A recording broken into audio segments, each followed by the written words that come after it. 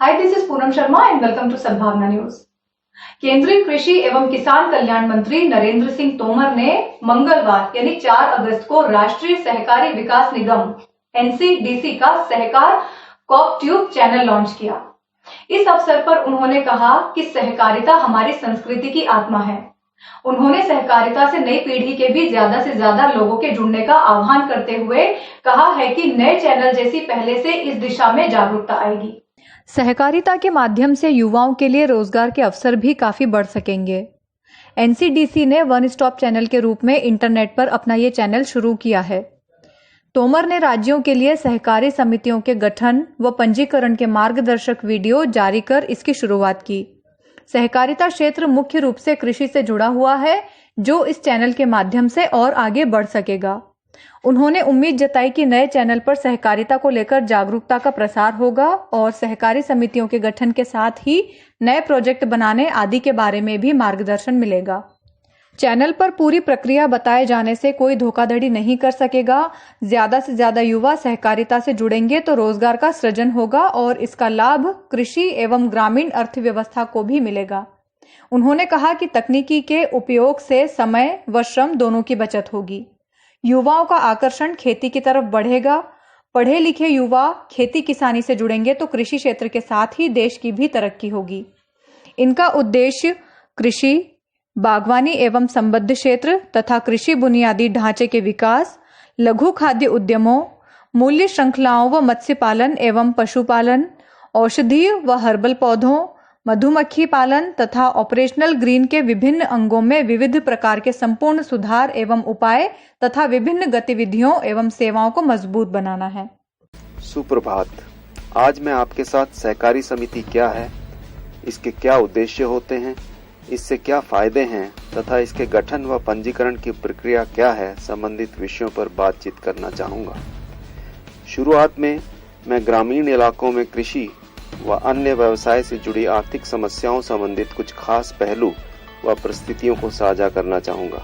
पहली परिस्थिति, देश के ग्रामीण क्षेत्रों में छोटा किसान व अन्य व्यवसाय में जुटा व्यक्ति कई प्रकार के जोखिम व शोषण का शिकार रहता है।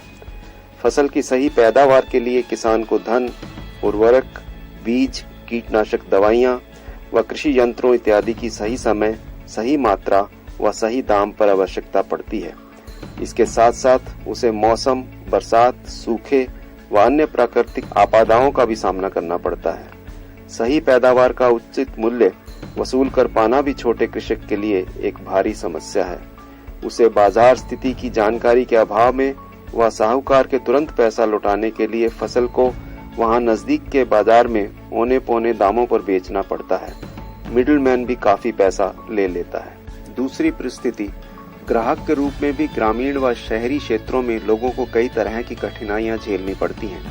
दूर दराज इलाकों में दुकानदार ग्राहक से मैक्सिमम रिटेल प्राइस से भी अधिक रेट वसूलता है, मिलावट करता है, तोल भी कम देता है व चोर बाजारी करता है। तीसरी परिस्थिति, आज देश में कई युवा बेरोजगार नौकरी न मिलने से परेशान हैं। इनमें से कई युवाओं के पास नई सोच, भरपूर ऊर्जा व जानकारी है, परंतु अकेले अपना व्यवसाय लगाने के लिए आवश्यक पूंजी उपलब्ध नहीं है व अन्य कई कठिनाइयां हैं। इन सभी परिस्थितियों में परेशान लोगों की समस्याओं के समाधान के लिए सरकार ने एक कानूनी संगठन सहकारी समिति के रूप में एक विकल्प दिया है।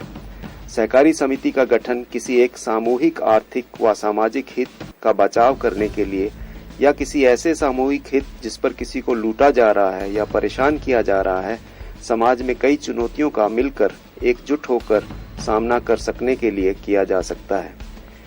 ऐसी सभी स्थितियों में जब लोगों के पास पूंजी नहीं है, व्यक्ति विशेष नहीं है, जमीन नहीं है, मूलभूत सुविधाएं नहीं है, ऐसे कई लोग जब इकट्ठे हो जाएंगे और एक प्रोफेशनल मैनेजर को जो ट्रस्टवर्दी हो, स्किल्ड हो, चोरी ना करे, भर्ती कर एक सहकारी समिति बना सकते हैं, जिसमें सभी का बराबर का मालिकाना हक है व जिसकी जितनी कैपिटल उसका उतना ही रिटर्न बढ़ता जाता है। सहकारी समिति एक खुली व ऐच्छिक सदस्यता एवं सीमित संसाधनों वाले व्यक्तियों की प्रजातांत्रिक प्रणाली से नियंत्रित आर्थिक व सामाजिक उद्देश्यों को प्राप्त करने के लिए बनाई गई एक संस्था है। सहकारी समिति की खास विशेषताएं इस प्रकार हैं। बहुत अधिक पूंजी की आवश्यकता नहीं, सदस्यता बाध्यकर नहीं, सदस्यों के बीच पक्षपात नहीं, सभी सदस्यों के बराबर के अधिकार व जिम्मेदारियां, प्रजातांत्रिक प्रणाली, हर एक सदस्य का केवल एक वोट, सभी एक के लिए व हर एक सभी के लिए के सिद्धांत का अनुसरण, ज्यादा से ज्यादा सदस्यता की कोई सीमा नहीं। सहकारी समिति लिमिटेड में सदस्य देयता उसकी अंश पूंजी तक सीमित लाभांश का आवंटन, सदस्यों द्वारा सदस्यों में से चुना हुआ संचालक मंडल, आपसी सहायता व कल्याण के उद्देश्य पर बल, सदस्यता में बदलाव के बावजूद स्थिर अस्तित्व, प्रजातंत्र की धारणा का प्रतीक होने की वजह से सरकार की उदार मदद, पंजीकरण कानूनी आवश्यकता, पंजीकरण की सरल प्रक्रिया। अब हम यह जानने का प्रयास करेंगे कि सहकारी समिति के गठन व पंजीकरण की प्रक्रिया क्या है। यहाँ हम मध्य प्रदेश राज्य के संदर्भ में निर्धारित प्रक्रिया की चर्चा करेंगे। अन्य राज्यों में यह प्रक्रिया कुछ अलग हो सकती है। सहकारी समिति के गठन व पंजीकरण की प्रक्रिया के 8 कदम इस प्रकार हैं। पहला कदम, समिति बनाने के लिए कम से कम 20 इच्छुक व्यक्ति।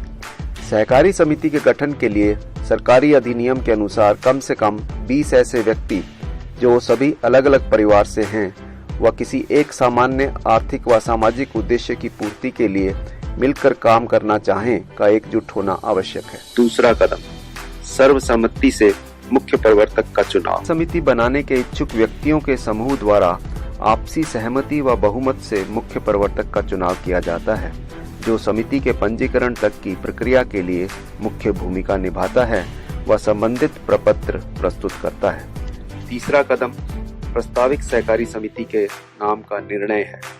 सहकारी समिति बनाने के सभी इच्छुक व्यक्ति सहकारी समिति के नाम पर विचार कर किसी एक नाम पर सहमति बनाते हैं। इस प्रक्रिया का चौथा कदम है समिति के उपविधियों का निर्धारण। समिति बनाने के सभी इच्छुक व्यक्ति मिल बैठकर सहकारी समिति के आंतरिक मामलों व कार्य से संबंधित नियम निर्धारित करने हेतु समिति की उपविधियां तैयार करते हैं। यह उपविधियों का मसौदा मध्य प्रदेश सहकारी संस्था अधिनियम 1960 के प्रावधानों के अंतर्गत बनाया जाता है। पांचवा कदम, सदस्यों की अंश पूंजी जमा करना। प्रस्तावित सहकारी समिति के प्रत्येक सदस्य से अंश पूंजी के रूप में कम से कम 100 रुपए की राशि एक शेयर के रूप में व 10 रुपए प्रवेश शुल्क के रूप में एकत्रित किए जाते हैं। समिति का मुख्य प्रवर्तक एकत्रित राशि को जिला सहकारी बैंक की शाखा में समिति के नाम से खाता खोलकर इस राशि को जमा कराता है तथा बैंक से इसकी रसीद प्राप्त करता है। इसके अलावा किसी भी प्रकार के शुल्क के भुगतान की आवश्यकता नहीं है। छठा कदम, सहकारी समिति के गठन हेतु प्रार्थना पत्र। बैंक की औपचारिकताओं के पश्चात समिति का मुख्य प्रवर्तक समिति के गठन के लिए निर्धारित प्रारूप में प्रार्थना पत्र समस्त सूचनाओं एवं दस्तावेजों के साथ उप पंजीयक सहकारिता को प्रस्तुत करता है। आगे की प्रक्रिया के लिए उप पंजीयक सहकारिता विभाग के सहकारी निरीक्षक या अन्य को संगठन नियुक्त करता है, जो प्रवर्तक व सदस्यों की मीटिंग लेकर पंजीयक की समस्त औपचारिकताओं की पूर्ति कराकर पंजीयक प्रस्ताव जमा करता है। सातवां कदम, सहकारी समिति के पंजीकरण के लिए दस्तावेज। सहकारी समिति के पंजीकरण के लिए समिति के मुख्य प्रवर्तक को संबंधित जिला कार्यालय जाकर प्रार्थना पत्र के साथ निम्नलिखित दस्तावेजों की 4-4 प्रतियों को जमा कराना आवश्यक है। समिति के पंजीकरण प्रपत्र से पूर्व सभी बैठकों का कार्यवत रिकॉर्ड, प्रत्येक सदस्य से घोषणा पत्र, सदस्यता पहचान पत्र फोटो सहित, समिति सदस्यों की सूची, समिति कार्यों की सूची व पूरा विवरण, बैंक में अंश पूंजी राशि की जमा रसीद, समिति के 3 वर्षों की कार्य योजना, अन्य दस्तावेज। आठवां कदम, सहकारी समिति के मूल दस्तावेजों की जांच व रिपोर्ट तथा पंजीकरण। जिला उप या सहायक पंजीयक द्वारा नियुक्त सहकारी निरीक्षक प्रस्तावित समिति के मूल दस्तावेजों की जांच कर रिपोर्ट उप या सहायक पंजीयक को प्रस्तुत करता है। उप पंजीयक परीक्षण उपरांत संस्था का पंजीयन करता है, जिसमें पंजीयन प्रमाण पत्र, पंजीयन आदेश एवं नामांकित संचालक मंडल का प्रमाण पत्र प्रदान करता है तथा समिति की उप विधियां पंजीकृत की जाती हैं। पंजीयक प्रमाण पत्र जारी होने के पश्चात सहकारी समिति अपना कार्य आरंभ कर सकती है। पंजीकृत होने के पश्चात सहकारी समिति राष्ट्रीय सहकारी विकास निगम से इसके नियम एवं शर्तों के अनुसार आर्थिक सहायता प्राप्त कर सकती है। निगम द्वारा संचालित विभिन्न योजनाओं के तहत आर्थिक सहायता प्राप्त करने के लिए निगम के क्षेत्रीय कार्यालय एवं प्रधान कार्यालय को आर्थिक सहायता संबंधी प्रस्ताव भेजे जा सकते हैं।